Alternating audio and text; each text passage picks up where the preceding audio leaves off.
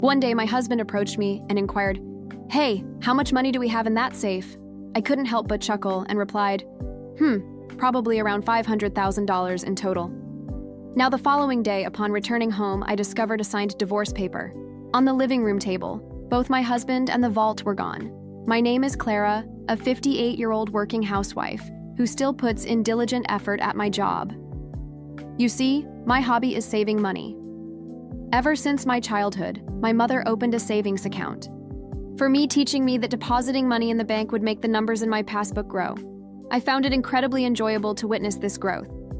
Starting with just $1, I would deposit a little bit at a time, relishing the experience of watching it accumulate. As my savings grew over the years, earning a few cents in interest annually became a delightful surprise to my younger self. With a fondness for money and understanding how it works, I pursued a career as a financial planner, offered advice on asset management. One day, a college friend approached me concerned about an old childhood friend who was in serious trouble due to debt. They asked if I could offer some advice, and intrigued, I agreed to meet with him. This friend, named Adrian, was a handsome man with a refreshing smile. He shared history, confessing his love for gambling and the struggles he faced in making ends meet, feeling sympathetic. I offered Adrian some guidance. Given his precarious financial situation, I advised him to consolidate his debts and reduce his monthly payments to better manage his life. As my friend had asked for my help, I willingly lent a hand. Looking back now, I realized that perhaps I had developed a slight crush on Adrian during our interactions. Little did I know that this would lead to a series of troublesome events against the advice of my friend Adrian, and I decided to get married, believing that our union would help us face his debts together. Due to my stable income and financial expertise, most of Adrian's income went towards paying off his debt. I made sure he severed ties with his parents to prevent the debt from escalating. Additionally, I provided Adrian with a monthly allowance of $500. However, when Adrian decided to cutties with his parents, they responded anger and resentment. His mother labeled him an ungrateful child, regretting ever giving birth to him. His father, too, expressed his discontent, desiring to confront me for what he considered thieving behavior. It was clear that they believed Adrian belonged to them as a means to repay their debts. Exhausted from dealing with his parents' debt for so long, Adrian finally stood up for himself, declaring he was not their ATM. He returned to me feeling relieved to be free from their constant reminders of the financial burdens soon. After we welcomed the son Nathan, who bore a striking resemblance to Adrian, Nathan became my pride and joy. But unfortunately, he inherited his father's lack of discipline and indecisiveness. Just as our son noticed Adrian's carefree character, he also observed the never-ending cycle of borrowing money from predatory lenders, dealing with loan sharks and tricking friends into lending him money for gambling. Our journey was not without its challenges, but I managed to keep Adrian on track. Over the span of 23 years, we gradually reduced Adrian's debt to around $10,000, nearing full repayment. One day, while on the verge of achieving our financial goal, Adrian received a call from his parents. They informed him that his father had collapsed and was at the hospital. Concerned, Adrian left work early to be by his parents' side. He messaged me apologizing for breaking our promise and explaining the situation. I encouraged him to go and comfort his parents, assuring him it was all right. As Adrian continued visiting his parents at the hospital, I provided him with a little extra money for the hospital fees they couldn't afford. It seemed my in-laws were struggling financially, relying on Adrian for support.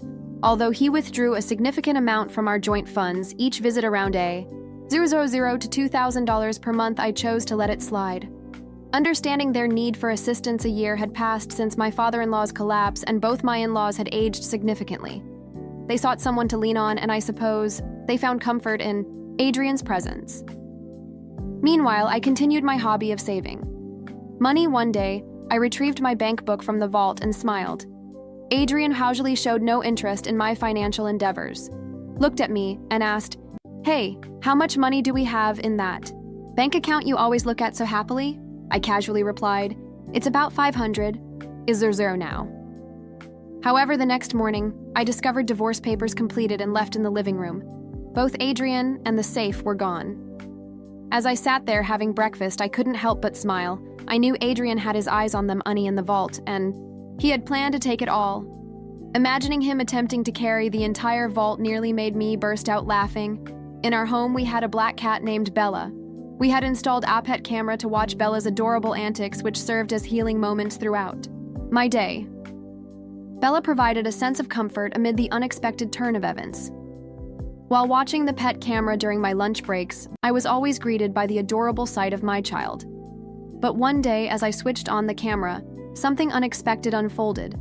In our living room, my in-laws and my husband Adrian engaged in an unbelievable conversation. "Oh, you live in such a nice house, Adrian. Your good salary makes your mother so proud." They flattered him. Adrian's father responded proudly, "Indeed, I make a decent salary myself. However, Clara takes it all, and I'm left with a mere allowance of $500 a month. Are you kidding me? That's outrageous. You should be getting more," they exclaimed, sympathizing with Adrian. "Why do you obey such a tyrant like Clara? You could live much better life on your own." They continued, "Adrian, you're our pride. You could have saved hundreds of thousands by now, but she's exploiting you." Poor thing, they manipulated him. Listening to their conversation, I wondered if they'd completely forgotten that I had worked hard to pay off Adrian's debts. I pondered what was going on in their heads. In the past, it was Adrian burdened with debt from his parents, and I had to provide them with cash every month, making it challenging for us to get by. "Did you know she has a bank book with tons of savings? It's not fair that you only get $500, Adrian complained. And in that moment, my in-laws' eyes lit up. They exchanged glances and eagerly leaned in, awaiting Adrian's response. Last I heard, I think it was around €400,000 or $500,000. Adrian answered. "Adrian, isn't that money rightfully yours?" they asked, trying to persuade him. "It may not match the effort you've put in, but shouldn't you be receiving that money?" "Yeah, I guess you're right. I'm starting to think the same thing," Adrian conceded. Despite his good looks, Adrian was easily influenced and indecisive. In the past, I found this endearing and wholeheartedly devoted myself to him. However, it seemed he was being manipulated by his parents once again, and they were about to touch my precious savings. Witnessing this scene was incredibly painful. Tears streamed down my face as I sat at my desk at work, holding my phone. For the past 23 years, I diligently set aside my own living expenses from Adrian's income, primarily using it to pay off our debt. On top of that, I provided him with a $500 allowance from my own pocket. Despite explaining this to Adrian, it appeared he had completely forgotten what the past 23 years had been for. I felt a deep sadness and pitifulness, as if I were drowning in my own tears. In that moment, I made the decision to record the conversation and promptly sent the data to my son, claiming sickness. I left work early and headed to my regular bar where I drowned my sorrows in alcohol, pouring out my heart. To the bartender, he gently comforted me, saying, "Why do you grieve for someone like that? You've done nothing wrong. There's no need to live for them, live for yourself." In that moment, my love for my husband and my intoxication faded away. "Thank you, sir. Next time we'll share a pleasant dream," I said to the bartender before leaving. Returning home, I entered my study and began devising a plan to retrieve the bank book from the safe. I couldn't fathom how to accomplish it, but I was determined to show them hell. They should never underestimate me. Concentrating harder than ever, I knew that gathering evidence was the first step. From that day on, I diligently checked the pet camera every day, and slowly, the ugly truths began to surface. Instead of the woman my husband was having an affair with, my in-laws started appearing on the camera in our house. They were discussing their plan to take the bank book from me. "Is everything arranged to take that bank book from Clara?" they asked, grinning unpleasantly. "You're smart. You must have thought of something, right?"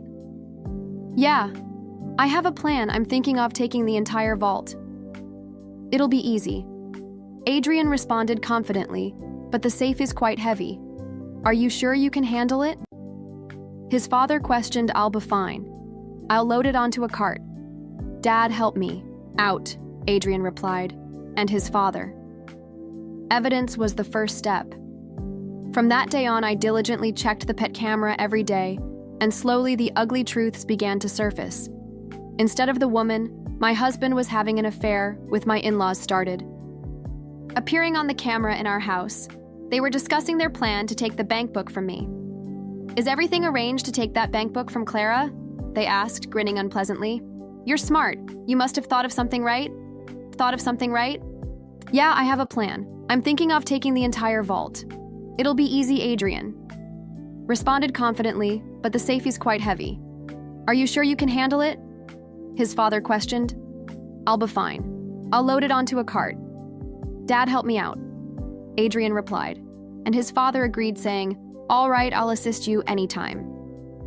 The safe weighed around 120 lb, confirming my suspicion that Adrian, despite his good looks, was not very smart. At that moment, I solemnly pledged to drag these people down to the depths of hell. They had not only betrayed me, but also ruined the precious moments I spent watching Bella, our cat.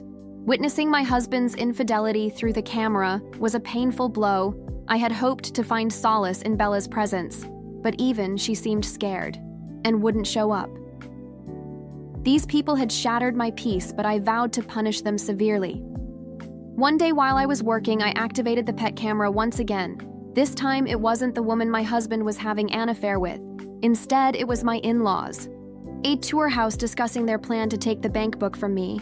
With determination, in my heart, I continued to gather evidence, and soon the day would come when I would execute my plan and show them the consequences of underestimating me facing the reality. Of my impending divorce, I found myself strangely accepting of the situation. Just how desperate were these people to go after? Money, I sat at my office desk sipping coffee and recorded the scene on my phone screen. Surprisingly, I wasn't upset or sad anymore. If they had such intentions, so did I. I was determined to show them the consequences of their actions. Then the day finally arrived. "Hey, how much money is in that passbook on the vault?" "You always seem so happy when you're looking at it," Adrian asked. "Right now." "There's about $500,000 in there," I replied casually. The next day, when I arrived home, I discovered a signed divorce paper in the living room. Both my husband and the vault were gone. A smirk formed on my face as I sat down to have breakfast. I acted quickly, immediately filing the divorce papers and contacting my son Nathan. "Your father finally stole the vault.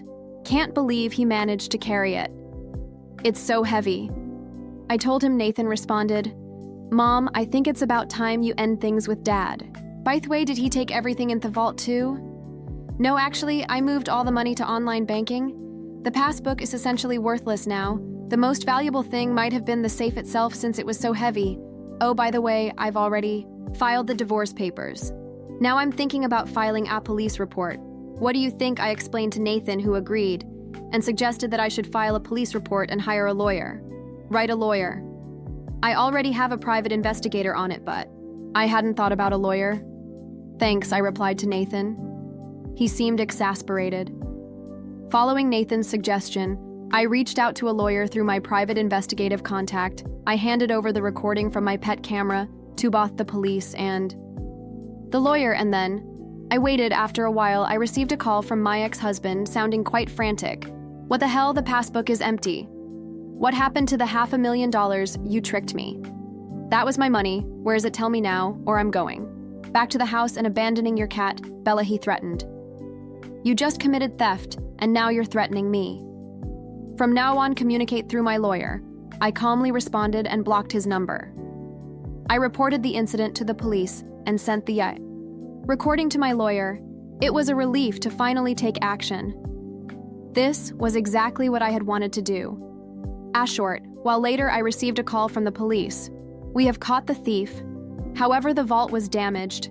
It appears he forced it open, and the things inside were burned," they informed me. My ex-husband and his parents learned that the passbook balance was zero, and they set the contents of the vault on fire. Although it was his first offense, my ex-husband spent a few days in custody. Discoveries continued as my ex-husband broke into the house he used to live in after his release. However, I had already filed for a divorce and obtained a restraining order. When he started causing a scene, I called the police, and within 10 minutes, they took him. Why again? I contacted my lawyer, explained what happened, and had him start the process of getting a restraining order. Furthermore, I asked the lawyer to sue for emotional distress due to his infidelity. The lawyer mentioned that we might not get much money from his broke family, but that didn't really matter to him. What I wanted was alimony. It seems my ex-husband broke into our house because he was discarded by his mistress and wanted to get back with me. His mistress promptly transferred $10 as alimony and seemed to have disappeared. It appears they split after the vault incident, realizing that when the money runs out, so does the love. My underpaid ex-husband, who still has $10,000 in debt, and his gambling-addicted parents seem to be struggling. With their daily lives, he is living in an old single-room apartment without a bath, constantly quarreling with his parents. This information came from my lawyer. My ex-husband pleaded with me saying, "I can't afford to pay the alimony, please reduce the amount." But I refused, telling him to stay away from me. "If you're really sorry, show it with money," I said. If he had stayed with me, he had planned to end the remaining $10 of debt by the time he retired, but he fell for the sweet talk of his gambling-addicted parents-in-law. In the end, how foolish they all were. The $500,000 in savings was the accumulation of my hard work. Since a young age, I find joy in saving small change and updating the bank book. Now I will start a new bank book. I am living a relaxed life with my black cat, Bella. My son visits occasionally and tells me about his girlfriend. This time, I am going to spend time for myself. I need to buy a new safe phone. That's so big that a person can't carry it. Right, Bella? I am the happiest I've ever been.